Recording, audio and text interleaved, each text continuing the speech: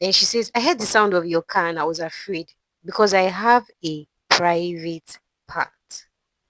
Then he goes, who told you that you have a private part? Have you been watching the movie I told you not to watch?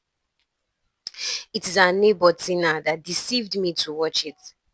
Then he enrolls her in a girls only school so that she won't have sex at an early age and get pregnant. Now, this is synonymous to preventing Adam from eating from the tree of life, like pregnancy.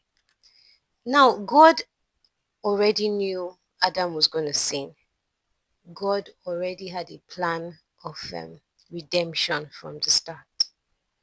Um, it was even said that from the foundation of the world, the lamb was slain.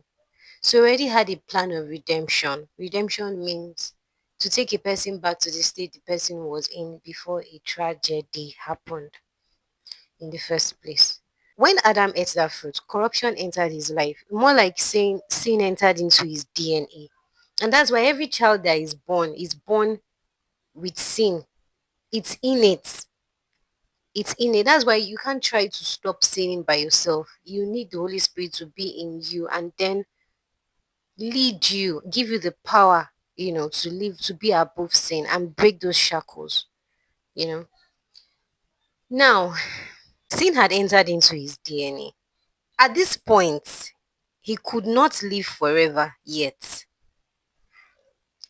If in that state of corruption he had taken from the tree of life and eaten from the fruit, his predicament would have been permanent, would have become permanent. It would have been irredeemable. Now, to prevent a situation of permanence, God allowed him to be in that state so that when he dies, God can then resurrect him with a different body that doesn't have that doesn't have sin in its DNA. That's why Paul talks about when we are being resurrected, we'll have a different body. A body that dies in corruption but is raised in incorruption. So it was God's way of protecting us that led him to say, I don't want you to take from the tree of life. So get out. When you die, when you get back to the dust, I can then raise you. Since the sin that you have taken is in your flesh, in your body, is in your body, then I can now give you another body that doesn't have sin in it. So that's my way of saving you from yourself. So synonymous to now Amaya is corrupt. Now she's curious. Now she knows what the practice of sex is. So if she goes to a regular school where you have boys and girls, she might want to she will experiment and then get pregnant, in that can get pregnant. So to prevent that state of pregnancy, which is like permanent, permanent, he prevented her and said, okay, I'll make sure you go to a girls only school. All right. Now, at that point where Eve ate the fruit in Genesis 3:6. Now, let's go to Genesis 3:6. And when the woman saw that the tree was good for food and that it was pleasant to the eyes and a tree to be desired to make one wise, she took of the fruit thereof and did eat and gave also unto her husband and he did eat. Now, First John 2:16, John talks about all that is in the world are the lust of the flesh, the lust of the eyes, and the pride of life. So he sort of divided sin into three categories. Now you realize that these three categories of sin were the three categories in which Eve fell. And to redeem man, Jesus made sure that in those three categories, he overcame the devil when he came to tempt him on the mountain. Now, let's analyze how Eve fell in regards to these three sins. She saw that it was good for food. Food is something our flesh loves. That's why when you fast, your spirit is energized because your flesh doesn't have power. So, she saw that it was good for food, so that's the lust of the flesh. She saw that it was pleasant to the eyes. Her eyes loved what she was seeing. Lust of the eyes. And a tree to be desired to make one wise. To make one wise. Wisdom is good, but when it is accompanied by pride, that's when it becomes disastrous. So if you are wise, it's cool. But if you are proud on top of that wisdom, there's a problem. So to be desired to make one wise, a line of thought is, oh, I want to be seen as wise. I want to be perceived as wise for my glory, for my elevation, for so that people will admire me and put me up there, admire me, idolize me. So the pride of life, that's the pride of life. Now let's look at how Jesus conquered these three categories on the mountain when the devil came to him after his baptism. Now, in Mark 4 3 to 10, we see three kinds of temptations. He was hungry, so the devil came and said, turn these stones to bread. He was hungry. His flesh wanted to eat. Lust of the flesh. And he resisted. He said no.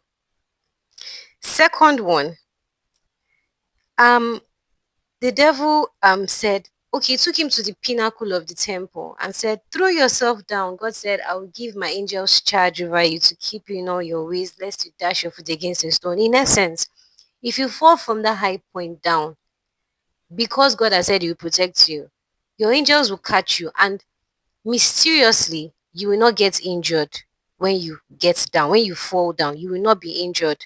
It will be so epic that people will be wowed and admire you and even see you as, oh, this is a god. Oh, see what he did. It's so amazing. Your fame will spread through everywhere. You know, pride of life. Jesus resisted and said no. So he won that.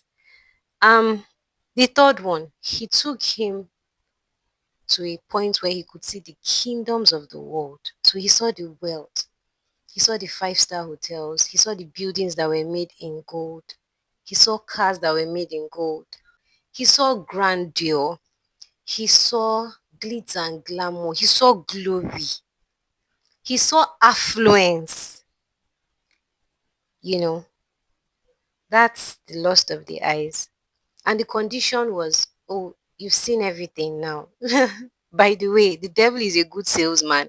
He won't just tell you to buy something without telling you how glorious and great it is.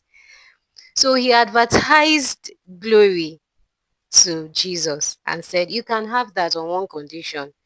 Pay the price, bow down to me, worship me. And Jesus said no. So he won in that regard, lust of the eye. So these were the three categories that Eve fell in, that Jesus came to conquer in. Now let's look at how the devil brainwashed Eve. He came to her and said all these things. It just makes you know that who you listen to affects the decisions you make. It affects how you see yourself. It affects how you see other people. It affects how you perceive situations and life in general. It also affects what you see both in your subconscious and physically. If you are in a demon conscious environment where all you hear and talk about is demons, then you constantly see demons in your dreams. If you are in a heaven conscious environment where all you hear and talk about is God, heaven, and angels, then you constantly see heavenly things in your dreams. Where you spend your time and what your senses absorb, your eyes, your ears, find their way into your subconscious. Ecclesiastes 5:3 says, for a dream cometh through the multitude of business. So don't be surprised if you go to the market on a Saturday and you walk around, you go to this shop, you go to the abattoir, you go to this place, you buy this, you buy that, you buy this, you buy that for 4 hours. When you get back home at night and you're sleeping, don't be surprised if you find yourself buying pepper or tomatoes. It's not out of place. It just entered your subconscious because that's what you spent your time doing. Now let's look at the cost that God gave the serpent for what he did to man. It was like God saying, since you made them corrupt, you will eat corruption all the days of your life. Let's look at Genesis 3:14. And the Lord God said unto the serpent, because you have done this, you are caused above all cattle. Ever wondered why people see a snake and the first thing they do is to want to kill it? That's the first thing. There's so much hatred for it. Because thou hast done this, thou hast caused above all cattle and above every beast of the field. Upon thy belly shalt thou go, and dust shalt thou eat all the days of thy life. People don't usually consider things from the perspective of a serpent, but I want us to consider it today. Imagine eating, no, even before eating, imagine a human being imagine dragging your belly on a rough ground with stones and sand and nails. Who knows what might be on the ground, or even thorns from grass, from plants. Imagine dragging your belly. So perpetually that belly will always be sore.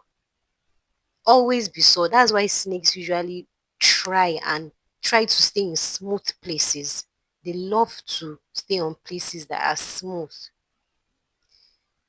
Now, imagine eating, your stomach is full. The general care that people have after eating is, oh, don't lie down so you won't throw up. Or don't play any rough play so you won't throw up, so you won't choke, so the food won't come back the opposite direction to your mouth.